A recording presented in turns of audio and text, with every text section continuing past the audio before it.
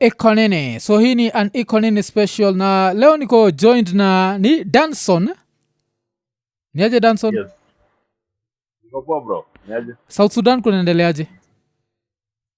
South Sudan kuko poa. Yeah. Jua na pesa ndio imepotea. Alafu nini? Day to day yako? Like your day job ni gani? Ni radio. Unafanya radio? Day job yangu. Inaitwa? Network Classic FM. Classic FM. Hiyo jina jo iko kila pahali. So sisi kuna Classic FM.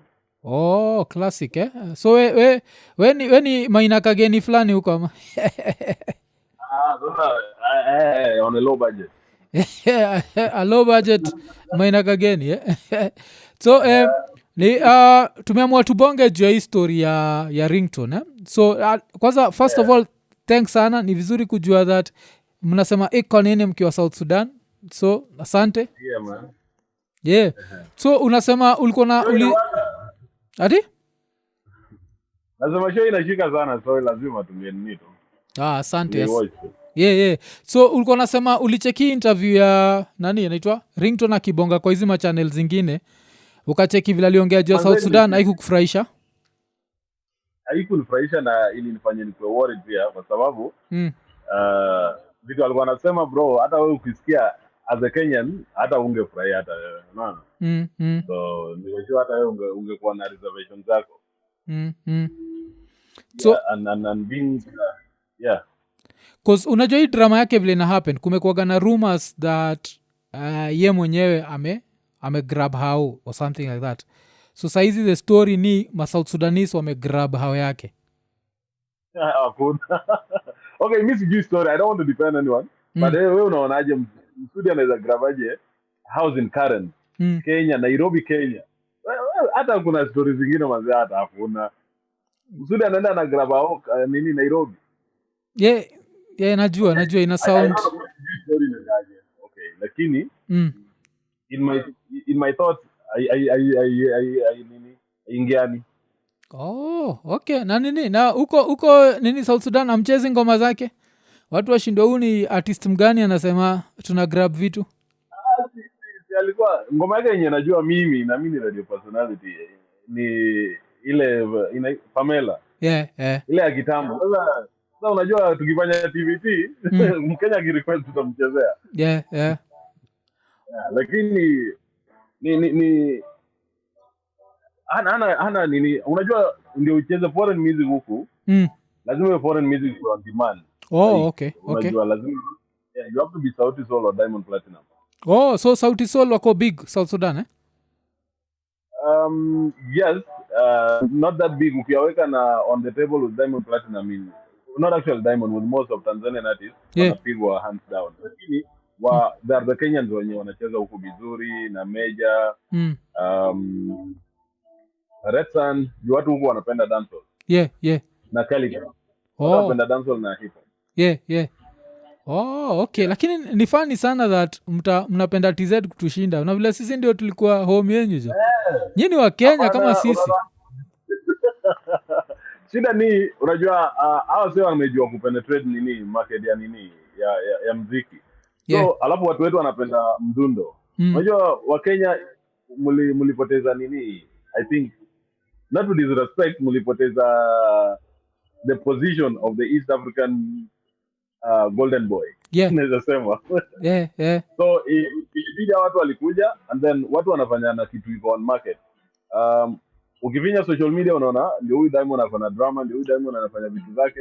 But unaona Diamond akienda on interview atuelewi anasema nini. Lakini Sauti Sol akienda hiyo tunapata kila kitu. So unapata watu wanapenda tu ngoma. Alafu pia ni mtu amekuja huku amekuja mara 1. Alafu Harmonize amekuja mara 2. So yeah, but ukiona the flow of the Kenyan artists, the last person that was here was Meja. But Red Sun was also here. Meja alikuja galini? Meja alikuja this year. This year? Mwezi wa 3 huko. Ilishika ama? Meja alikuwa. Ilishika mbaya. Yeah. So cause kuna kuwaga na hii love katikati ya South Sudan na Kenya. So hii story ya Ringtone mnaionaje? Kuna vile imespread huko chini ama ni nyinyi tu wale mnajua Kenya ndio umeisikia? Haijaspread sana lakini sisi wenye tunajua Mm. alafu wenye wanafuata zile media za nini. So unajua kuna watu wako na familia bado Kenya. Unakuwa worried ukisikia story kama mtu amesema ati mimi ni Mkenya. I don't know kama umewajia nini yake. Sasa mimi ni Mkenya manze, nanyang'anywa na watu sijui kutoka wapi, alafu mimi natujua ni kama mimi ndio refugee. Alafu hawa watu South Sudan ukienda you set up your business, alafu wananyang'anya, unarudi. Nimepata na Wakenya wengi sana wamerudi huku, business zao zimenyang'anywa. Mimi najua Wakenya hata sasa hii in 1 minute naweza kukuhesabia Wakenya 10 yenye najua wanafanya bidhaa na zinaenda vizuri. Kuna wazee wa garage, kuna wazee wa duka, kuna wazee wa sijui nini, mpaka position kubwa. Lakini sasa unajua ukisema hivyo, alafu Kenya sasa iko place yenyewe mtu anaweza chukua anything, take advantage of anything, kunyang'anya mtu ama kuweka frustration yake kwa hiyo mtu. Oh, okay. Na understand kile unamaanisha. Alafu kwanza hii tension iko katikati ya the other Sudan na Kenya, unajua juu yake? Nimesikia anasema ati urezo wenyewe wako na biashara na familia ya ule msee nini. So hawataki akue hapo kwa hiyo team ya mediation. Ati wanasema iko na biashara na Bashir ama? Hapana, si Bashir, kuna jamaa anaitwa huyu jamaa wa nini mwenye ako president sasa hii. So wanasema huyu jamaa ako na mabiashara na yeye. So familia yake na familia ya Ruto wako na biashara kifulani. So they would not want him to be, but sawa atafanya depending on the interest. Binafsi, not the Kenyan interest now. Okay, siko na nini. Mimi najua hiyo story kitu fani ni sijakuwa hata nikifuatilia cause mi waga niko vile I think nikwambia hata off air nakuwaga pro South Sudan sana cause najua nyinyi ni mabrother zetu. But wale wengine vile best yetu Rapture usemaga waliwatendea Kihibrania, sinaga shughuli nao. Nacheki huko nataka kuwe as unstable as possible, yani sijali hiyo side.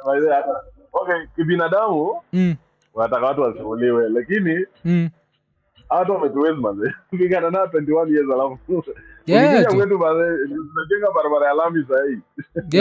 But huko kuna mpaka 50 something. So kwanza nani alienda gapi? Bashir alienda wapi? Wamenyamaza story yake. Kwani alimanyuri ama bado yuko tu? Yuko, ni venye tu unajua alitolewa na nguvu. So yeye alitolewa na nguvu. Alafu huyu jamaa alipanga maboys wake ndio waingie. Unajua aliwaambia ile manze mkinitoa ama boy wangu wenyewe wako pro yeye waingie ndio mali zake ziko protected na familia yake. Lakini anakuwa hata sababu kwa anakujanga anaishi huku hata sasa hivi bado anaishi huku yani chini ya maji, sio watu wanajua. Alikuwa released kuna time alikuwa ameshikwa. Hao tu ni maboy wake. Okay cause akina sikia kana kwa gamdosi mbaya mbaya sana. Okay cause mimi sikuwa najua alikuwa released, alikuwa released, I guess ni sawa, unajua. So nani ungekuwa na message as a South Sudanese, your message to Ringtone ni nini as a South Sudanese?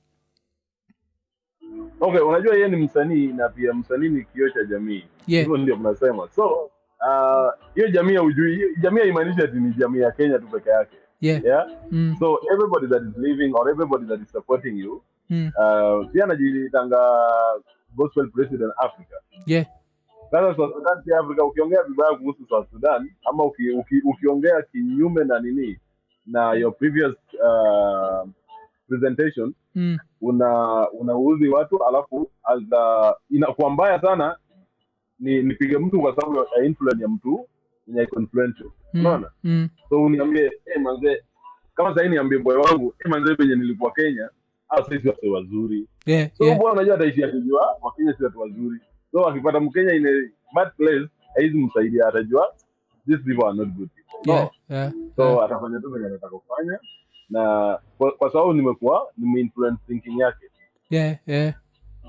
Okay. So siwezi taka influence watu in a way waone wasudi in a way up. Wewe unaweza tokaje kwenyu kuja unyang'anye mpaka nyumba kwetu tena Karen. Karen si mchezo. Pale Karen unatandika kwa risasi ya rasa haraka. unajua msudi anaweza tuseme hata kana ninyang'anya kitu maybe kwa slum, cause kwa slum, lakini Karen najua it's a long shot but ile kitu mzuri anakunyang'anya tu ni demba. Dem anataka tall, dark and handsome Aya, na alafu sisi tunapenda kujichocha. Unajua wewe ukiwa na 50k uko na historia ya kuitumia hiyo 50k, lakini mimi nikiwa nayo 50k nachafua vibaya, unaona? So we are spending country. So kazi yetu ni nikiona kitu na kuonyesha niko nayo. But I understand nyinyi mnatoka from war, so tomorrow is not guaranteed. So lazima kuwe na hiyo attitude ya let me enjoy today to the maximum, unajua? Yes. So ni kitu lazima tu mtu ajibambe, alafu pia kuna watu wengi wako na culture shock. Ukipata watu wametoka Kenya, we tunatumia money in a very special way kama venye Wakenya wana. You have learned like pesa zile utakuchezea, unaweza kuwa naye leo kisha ukose. Lakini mtu amekuwa huku like unajua mtu you know our dollar was $1 was about $100 was about 230 SSP. Sasa $100 ni 105,000 SSP. What? So ukiona hiyo influence yenye imehappen hapo. Kwa nini ili happen? Kwa nini hiyo inflation ilikama ikakuwa mbaya hivyo? Ama hiyo devaluation ya currency yenyu? Ile vita ya 2014 na 2016. So inaharibu vitu mingi. Kwa wengi wenyu watu wako na doa lidump do yenyu haraka. Alafu pia watu wakajua hii ujanja ya kule hizi pesa. Unaona mtu ako kwa gava akipewa tenda ama akipeana tenda na kuambia we unatujenge hii ofisi, bei ni hii na yangu ni hii. Alafu tuko na cultures tofauti sana. Kuna watu wametoka Khartoum sasa from Sudan, alafu kuna watu wametoka Kenya, kuna watu wametoka Uganda, alafu kuna watu wametoka Australia. So unaona mse wa Kenya na Uganda wako na cultures almost but not so the same. Alafu unapata mtu ametoka Khartoum ako na culture ya Kiarabu. Let's tukifanya business nawe lazima nichukue 10%. Ama nikikufanyia kitu nichukue 10%. Hapo na hiyo kitu sana. Alafu mimi naweza kumsaidia. Mimi naweza fanya kitu sio nimefanyia boy wangu. Unaona? Watu wametoka Kenya. Ndio ametoka Uganda anajua I can do anything. Na watu wa Australia ni corrupt kama wengine kweli ama at least wali learn something huko Australia? Hapana, huko kunanga mtu hata kama uko London bro, unakuja huku unaingia kwa system inakuonyesha hapa ni easy. Corruption is there. Unaingia military tunakutoa in the next 3 months. Okay, Buddha. But naka tuna need to have like a longer discussion, unajua? Leo niko nataka tu kusikia vile Ringtone amevuruga international relations, but sasa nyinyi ni watu wetu. Kabisa. Alafu yeye ni mtu niko sure anajua wase wawili watatu from South Sudan, unaona? So ni mtu yani wewe unaweza niambia hivyo alafu kesho unataka kuebesha yangu tena. Mwambie watu wangu hivyo. Ni upumbavu. Yeye ni upumbavu. Sasa kama mtu anajiona star anaona yeye anaweza sema ndio amelia mpaka mbele ya kamera. Nilicheki alilialia. Mimi niko nimemuinvite iko Nini at some point but ndatry tena kumtafuta nicheki kama inaweza tokea. Alafu maybe tutamwambia atupendezwa na hiyo story yake. Nita make sure amejua juu. So we Danson, asante sana. Shukran bro. So tukimalizia tukisema ekanene.